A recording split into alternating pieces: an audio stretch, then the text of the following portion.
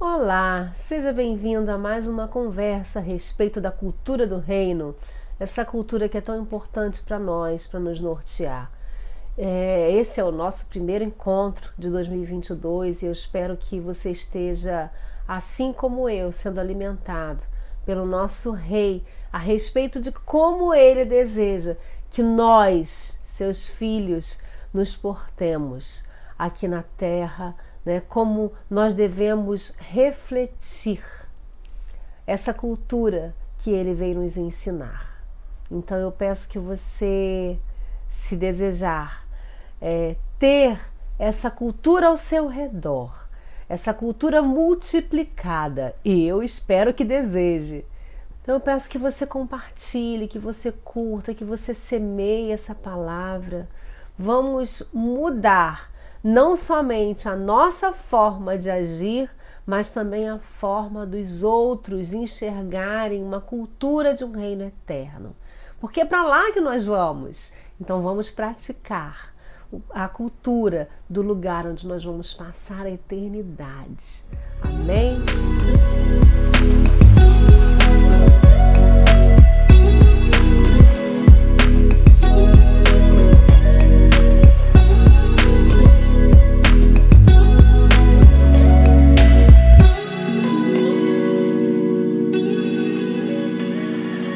Na conversa de hoje, eu quero ler com você um texto que está lá em Mateus.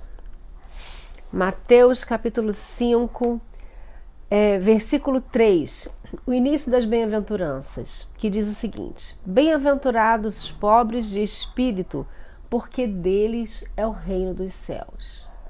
E aí eu quero que você caminhe comigo na construção desse pensamento. O que seria um pobre de espírito?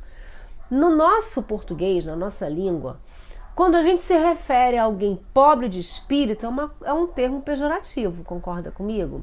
Essa pessoa, pobreza de espírito, né? Não é uma conotação muito agradável quando você fala isso a respeito de alguém. Mas aqui, nesse texto, no que a palavra quer trazer para nós, a pobreza de espírito não é algo negativo, não é algo ruim. Talvez para alguns homens que se julgam sábios, pode até ser. Mas para Jesus, o rei desse reino, não é. E é uma condição, uma prerrogativa para que nós entremos no reino dos céus. Porque ele fala, bem-aventurados os pobres de espírito, porque deles é o reino dos céus. Mas eu queria associar esse versículo a um outro versículo que você conhece muito bem, que está lá também em Mateus, capítulo 18. Quando Jesus recebe algumas crianças, e ele fala o seguinte: na mesma hora, chegaram os discípulos ao pé de Jesus dizendo: quem é o maior no reino dos céus? Então os discípulos estavam ali confabulando entre eles, naturalmente querendo, né, saber quem era o preferido de Jesus, quem era o maior entre eles. E aí eles chegam, vamos perguntar para o mestre, né, quem de nós é o maior?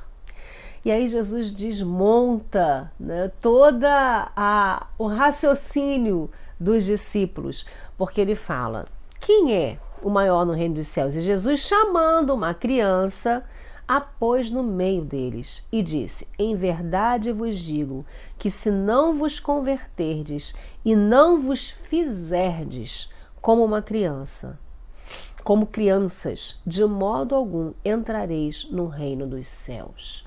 Portanto, aquele que se tornar humilde como esta criança, este é maior no reino dos céus. Ou seja, não basta apenas ser pobre de espírito, mas se você for um pobre de espírito e humilde como uma criança, simples como uma criança em outras traduções, você será maior no reino dos céus. E isso é de uma preciosidade, queridos, porque muitas vezes nós, com a nossa cultura antiga, ok? Não temos mais essa cultura, mas muitas vezes os rudimentos, os pensamentos, a forma de agir, de pensar da nossa cultura antiga ainda permeiam a nossa mente e a nossa forma de raciocinar. Então, quando a gente vai medir uma pessoa, quando a gente olha uma pessoa, às vezes uma pessoa culta, uma pessoa que tem uma aparente santidade, uma pessoa que entende, de repente, muito das sagradas escrituras, né? E que tem aquela pompa toda da sabedoria, a gente olha e fala assim, uau, essa pessoa deve ser muito grande no reino dos céus. Será? Porque Jesus atrela aqui o ser grande ao ser simples, ao ser humilde, ao se render. E quando ele fala sobre ser pobre de espírito, é que você não é cheio para não receber. Como que é a característica de uma criança? A criança não é, desde pequenininha, quando nasce, uma folha em branco, onde vão sendo impressas nelas tudo o que elas precisam aprender para nortear a sua vida. Então é isso que Jesus espera de nós como participantes desse reino. Ele quer nos ensinar as belezas de um reino, ele quer nos ensinar os princípios, como nós falamos aqui lá atrás. Os princípios são as leis, ele quer nos ensinar os princípios do seu reino. Mas se você não estiver aberto, disponível, vazio, como uma folha para ser preenchida, como vamos aprender? Como ele vai imprimir em nós algo para que nós possamos refletir? Nós já estamos saturados de muita informação. Precisamos ter a nossa mente renovada. O apóstolo Paulo fala sobre isso. Então precisamos nos esvaziar dos nossos conceitos, dos valores antigos, das nossas conjecturas, da nossa sapiência, para que nós possamos receber dele uma lei pura, perfeita, agradável, lei que venha trazer o reflexo do reino para nós. São os princípios, são os valores do reino eterno. Então, se você não for um pobre de espírito, você não tem como ter espaço dentro de você para receber tudo aquilo que a palavra de Deus tem na sua lei, para nos alimentar, para nos encher, para nos ensinar. Seja receptivo. Sabe, a história nos conta, a história bíblica nos conta que o período em que o mundo era governado pela Grécia, que detinha um espírito perigosíssimo até hoje para cada um de nós, que era o espírito grego.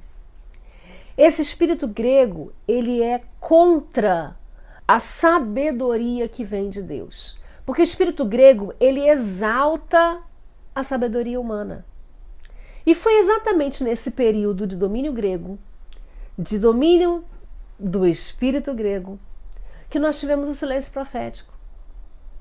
Será que é coincidência a voz profética ser calada enquanto uma voz da sabedoria humana falava a todos os pulmões? Será que aquelas pessoas naquela época iriam dar ouvidos à voz profética? Se profetas se levantassem para falar num momento em que só queriam dar ouvidos à voz da sabedoria humana? O primeiro profeta a trazer uma palavra profética, depois desse período foi Zacarias, e veio falar sobre João Batista e sobre o Messias. E ele quebrou esse período de silêncio. Mas ainda hoje vemos, de uma forma muito forte, o espírito grego imperando no meio do povo de Deus, muitas vezes dentro das igrejas e nos púlpitos, dando mais vazão a uma sabedoria humana do que a sabedoria de Deus. O que é isso? Falta de pobreza de espírito. Precisamos ser pobres de espírito para receber e refletir a sabedoria de Deus, receber e refletir essas leis, princípios e valores que por alguns momentos parecem tão loucos, e nós vamos falar sobre isso nos próximos encontros. Porque a sabedoria de Deus parece loucura para os homens. E eu queria compartilhar com você mais um texto. Jesus trazendo à luz, através de mais uma parábola. Lá em Lucas, capítulo 18, a partir do versículo 9, ele traz uma parábola sobre o fariseu e o publicano. Eu acredito que você se lembra muito bem desse texto. Ele fala e disse também esta parábola a uns que confiavam em si mesmos, crendo que eram justos e desprezavam os outros. 2 homens subiam ao templo a orar, um fariseu e outro publicano. O fariseu, estando de pé, orava consigo desta maneira: ó Deus, graças te dou, porque não sou como os demais homens, roubadores, injustos, adúlteros, nem ainda como este publicano. Jejuo 2 vezes por semana, dou os dízimos de tudo quanto possuo. O publicano, porém, estando em pé, de longe, nem ainda queria levantar os olhos ao céu, mas batia no peito, dizendo: ó Deus, tem misericórdia de mim, pecador. Digo-vos que este desceu justificado para a sua casa e não aquele, porque qualquer que a si mesmo se exalta será humilhado, e qualquer que a si mesmo se humilha será exaltado. Bem-aventurados humildes, porque eles verão a Deus. Esse texto, ele encerra de uma forma maravilhosa essa nossa conversa de hoje. Não é errado o que o fariseu aqui estava falando sobre jejuar, dar o dízimo, sobre fugir do pecado, da aparência do mal. Tudo isso é certo e nós devemos observar isso sim. Mas não nos gloriar. Se a gente tiver que se gloriar, devemos nos gloriar na cruz de Cristo. Não é isso que Paulo nos ensina? E nos humilharmos. E foi isso que esse publicano ensinou através dessa parábola de Jesus a nós, que por melhor que nós sejamos, por mais que você suba no monte, por mais que você jejue, por mais que você estude a palavra, e isso tudo é maravilhoso. Se humilhe diante do Senhor. Não se ensoberbeça diante dos homens. Nós não somos melhores do que ninguém, porque fazemos algumas coisas que estão na lei, que são orientações do próprio Deus. Então, jejue sim, ore sim, busque sim ler a palavra, tenha intimidade com o Senhor, crescimento espiritual, isso é muito importante. Mas nada disso que você fizer vai fazer com que você seja maior no reino dos céus, porque não é por aí.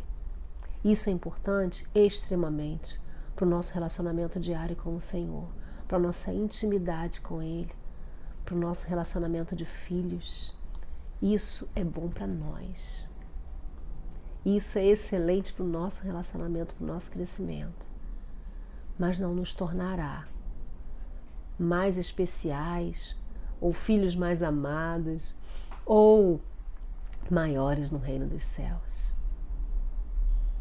Porque nós precisamos ter a cerviz flexível para nos curvar diante do poder do Senhor. E é essa mensagem que eu quero trazer para nós hoje, aprendendo também com isso, que nós possamos ser vigilantes em relação ao nosso crescimento espiritual, em relação a nós, em relação à sabedoria que nós temos. Não é errado estudar, ser sábio, não é isso. Mas colocar isso no lugar que é dele. A sabedoria do homem, ela é uma ferramenta. Ela não é a coisa mais importante. A sabedoria de Deus é o que vai te levar para o reino eterno. Deus te abençoe.